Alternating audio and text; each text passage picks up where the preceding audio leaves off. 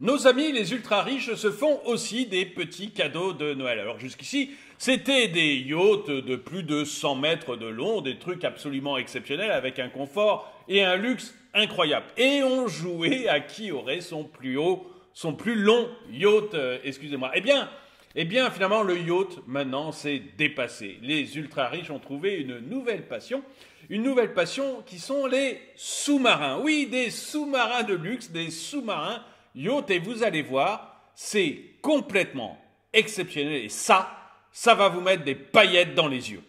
Bonjour et bienvenue dans cette nouvelle vidéo de DME en direct. Comme toujours, si vous n'êtes pas abonné, je vous suggère de le faire et de cliquer sur la cloche pour être prévenu lorsque je sors une nouvelle vidéo. Alors on va voir ces yachts exceptionnels de ces ultra riches, des yachts que j'ai trouvés extrêmement beau et c'est Roger qui m'a envoyé cet article. Merci à Roger pour m'avoir envoyé l'article. Vous allez voir, j'ai rien contre les ultra riches.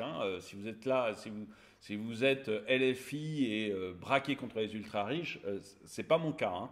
Donc tout ce que je veux vous montrer, moi, c'est la beauté de ces engins et surtout, ça me paraît dingue que des gens aient les moyens de s'acheter des trucs pareils. Donc on va regarder ensemble l'article que j'ai. Les méga-yachts, autrefois symbole ultime du luxe et de la réussite pour les ultra-riches, semblent perdre de leur attrait face à attrait. Bah oui, ils en avaient marre. Ils construisent un yacht de 120 mètres et puis il y a leur copain, 3 jours plus tard, qui se fait construire un yacht de 130. Alors ils sont obligés de se construire un yacht de 140 mètres, c'est galère. Donc là, ils essayent de trouver un nouveau moyen un peu de montrer que c'est eux qui ont la plus grande, quoi. Face à cette évolution des préférences des personnes les plus fortunées de la planète, une entreprise audacieuse a émergé avec une alternative radicale, des sous-marins de luxe.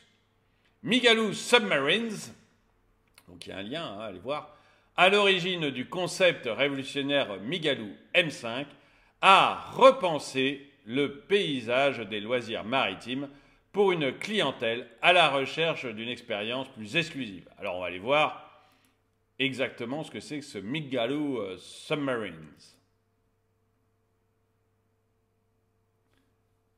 Donc vous voyez là le sous-marin, vous voyez, il s'ouvre, c'est-à-dire quand il est en surface, il s'ouvre, vous avez un endroit où là c'est sous l'eau, donc c'est beau quoi, c'est sous l'eau. Là vous avez à l'intérieur le petit jacuzzi, les fauteuils pour regarder par la fenêtre. Et là, vous avez le truc déplié. Et quand il monte à la surface, vous avez ça maintenant sur beaucoup de super yachts.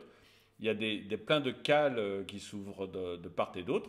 Et vous pouvez vous installer pour avoir accès à la mer facilement. Vous voyez le porte-hélicoptère au bout du sous-marin.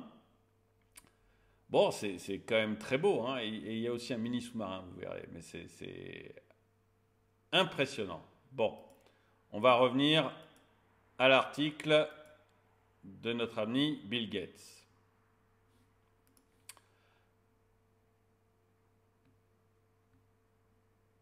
Le déclin des méga-yachts et l'essor des sous-marins de luxe. Le marché des méga-yachts a connu une croissance fulgurante après la pandémie, plaçant ce secteur industriel dans une position unique. Cependant, cette popularité croissante a engendré des défis majeurs. Les chantiers navals luttent pour répondre à la demande. Bon, alors, encore une fois, j'ai rien contre les super riches, mais il y a quand même des gens qui luttent pour remplir leur caddie dans les supermarchés. Et là, vous avez des gens dont le problème, c'est de trouver un chantier naval qui peut leur construire leur yacht à temps.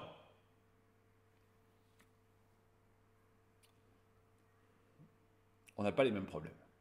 On n'a pas du tout les mêmes problèmes.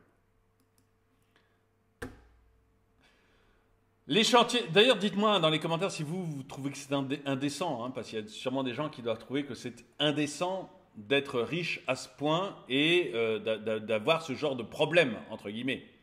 Et que, voilà, on ne peut pas avoir des gens riches à ce point qui ont des problèmes vous voyez, pour parquer, pour faire construire leur yacht gigantesque et pour après pouvoir les amarrer quelque part. Et des gens qui ont des problèmes pour remplir leur caddie. Et puis il y a d'autres personnes qui vous diront, moi ça serait plutôt mes théories, de dire mais oui, mais quand ils font construire un yacht gigantesque, ça emploie beaucoup de main-d'œuvre. Il y a beaucoup de gens qui sont là à construire le yacht. Et un yacht, au point de vue du luxe, c'est ce qu'il y a de plus haut. C'est supérieur en luxe à ce que vous pouvez trouver dans des maisons et des appartements. Donc ces gens, en faisant construire des super yachts, il y a énormément de main-d'œuvre qui travaillent pour construire le yacht.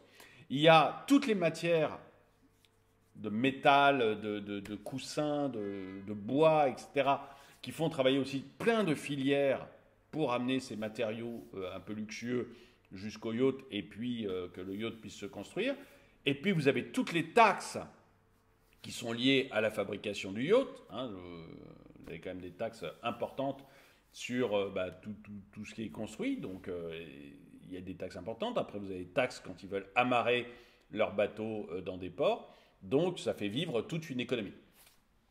Voilà, dites-moi dans les commentaires ce que vous en pensez mais c'est pas normal que des gens soient aussi riches alors que moi j'ai du mal à remplir mon caddie. Et puis ces gens, ils sont extrêmement riches, d'accord, mais quand ils construisent leur super yacht, ça crée aussi beaucoup d'emplois et beaucoup de richesses.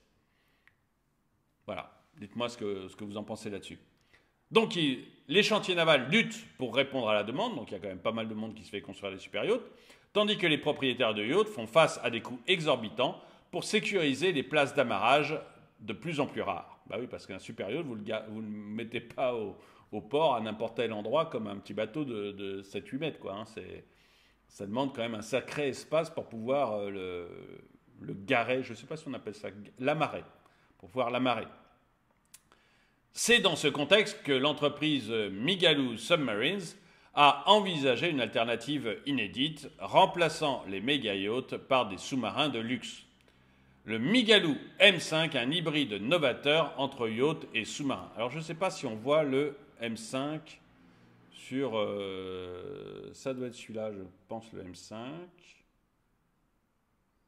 Oui, il est quand même il est quand même très beau. Il est quand même très beau ce bateau.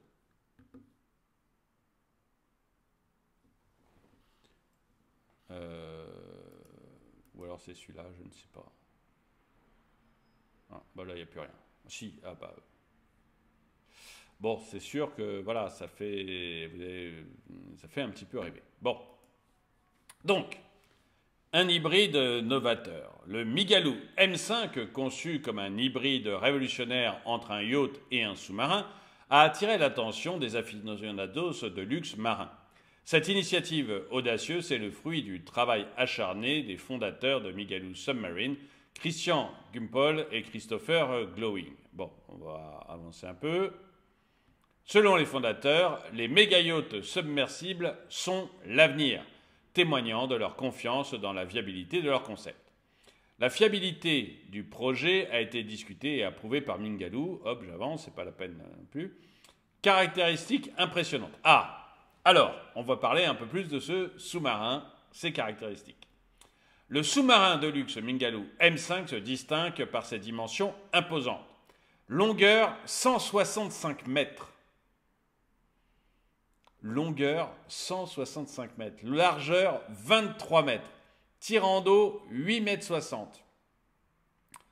Largeur 23 mètres. Ça fait un sacré engin. La propulsion repose sur un système diesel et électrique avec AIP, Air Independent Propulsion, permettant une vitesse maximale de 20 nœuds en surface et de 12 nœuds en immersion. 20 nœuds en surface, je crois que c'est beaucoup quand même. Hein. Pour vous donner un exemple, un voilier, de mémoire, c'est 4 nœuds, quoi. 3-4 nœuds, voilà, il avance. Donc 20 nœuds, c'est pas mal. Hein. Avec une limite d'immersion à 250 mètres. Le projet vise à accueillir 40 personnes, équipage inclus, dans un intérieur luxueusement équipé. 40 personnes, c'est beaucoup. C'est beaucoup. J'aime bien les yachts, moi, hein, donc je vais régulièrement les voir. Hein, je ne monte pas dedans, hélas, mais je vais régulièrement les voir. En général, parce que vous avez beau yacht, hein, beau yacht, vraiment un truc de milliardaire. Hein. Quand je dis beau, c'est un truc de milliardaire. Vous allez être déjà entre 70 et 100 mètres de bateau. Celui-là, il en fait 126. Donc déjà, c'est petit, entre 70 et 100 mètres par rapport à ça. Bon, 70 et 100 mètres de long, et vous avez 12 personnes à l'intérieur. Hein, vous et... enfin, il y a 12 personnes invitées, en propriétaire et ses invités, et vous avez à peu près la même chose en équipage. 10 à 12 personnes d'équipage. Donc 24 personnes à l'intérieur. Vous avez déjà un yacht de milliardaire. Vraiment un truc exceptionnel. Hein, quand vous le voyez, quand vous le voyez, vous, amarré, vous vous dites c'est un truc, mais exceptionnel. Bah là, on est quand même 2 fois plus de monde. 2 fois plus de monde. Et 40 personnes, équipage compris, et 126 au lieu de 70 à 100 donc en longueur. Donc on est vraiment sur des trucs... c'est vraiment gigantesque. Il faut se rendre compte que c'est vraiment, vraiment gigantesque. Là, pour se payer ça, c'est du Bill Gates, c'est de Elon Musk, c'est des gens comme ça, quoi. C'est vraiment... C'est plus que milliardaire. C'est extrêmement, extrêmement riche. Des équipements haut de gamme, tu m'étonnes, tels que la télévision et l'Internet par satellite, bah c'est un peu le minimum, des murs tactiles interactifs, ça c'est pas mal, un cinéma, et cinéma dans votre bateau. Ouh. Et même des installations pour d'autres véhicules sont prévues. Une aire d'atterrissage pour hélicoptères adaptée à des modèles tels que le Bell 407 et le Bell 429. Je ne sais pas à quoi ça ressemble, le Bell 407. On va regarder.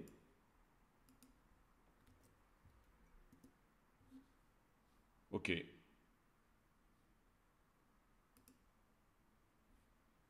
Ok, bon, bah c'est un hélicoptère comme ça. C'est pas mal déjà. Donc le Bell 407 et le Bell 429 offrent une expérience de luxe ultime. De plus, le Migaloo M5 peut déployer des mini-sous-marins. Vous avez des mini-sous-marins dans le grand sous-marin, des jet skis et des équipements de plongée promettant une variété d'activités pour divertir les personnes qui ont déjà presque tout.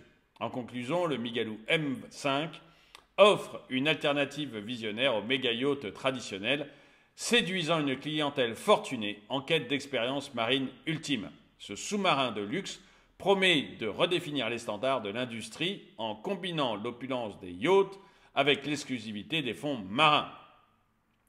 Eh ben, j'aimerais savoir ce que vous en pensez de ces bateaux. Moi, ça me fait... Voilà, j'en ai pas eu. Je n'ai pas monté dedans. Les bateaux dont je vous parlais, là, de 70, 100 mètres, pour y aller une semaine, si vous voulez les louer, je ne parle même pas des acheter, si vous voulez louer une semaine, c'est au minimum 100 000 euros. 100 000 euros la semaine en location. Donc, vous voyez, je ne suis jamais monté dans ces bateaux-là. J'ai jamais eu la chance, évidemment, de partir en vacances avec ces bateaux-là et j'en achèterai jamais un. J'aurai jamais les moyens de m'en acheter un. Mais c'est des bateaux qui me font rêver. J'aime les voir. Je me trouve, moi, grandi quand je les vois. Vous voyez, ça me donne la pêche. Je vais les voir amarrés et je me dis, la vache, ah, ça existe, il faut quand même que je me batte pour pouvoir, enfin, je sais pas, ça me donne envie de me battre, voilà, ça me donne envie de réussir. Donc moi, ça me pousse vers le haut de voir des trucs comme ça. Dites-moi si ça vous pousse aussi vers le haut et si vous êtes un peu émerveillé en regardant ces très très beaux bateaux, là c'est sous-marin. Est-ce que ça vous émerveille ou est-ce que ça vous rend rancunier et à vous dire mais la vache, moi mon quotidien c'est des difficultés de remplir mon caddie, il m'énerve tous ces gens d'être riches et au contraire j'aimerais que la richesse soit un peu mieux répartie parce que je me sens un peu, pas humilié mais vous voyez un peu agacé de voir qu'il y a des gens qui peuvent être aussi riches alors que moi je galère. Bah, et honnêtement, les deux visions, à mon avis, peuvent s'expliquer. Hein, mais dites-moi, vous, dans les commentaires, ce que vous en pensez. En tout cas, merci d'avoir regardé cette vidéo. Mettez-lui un pouce vers le haut, commentez-la, partagez-la. Merci à tous ceux qui soutiennent la chaîne. Et moi, je vous dis à très bientôt.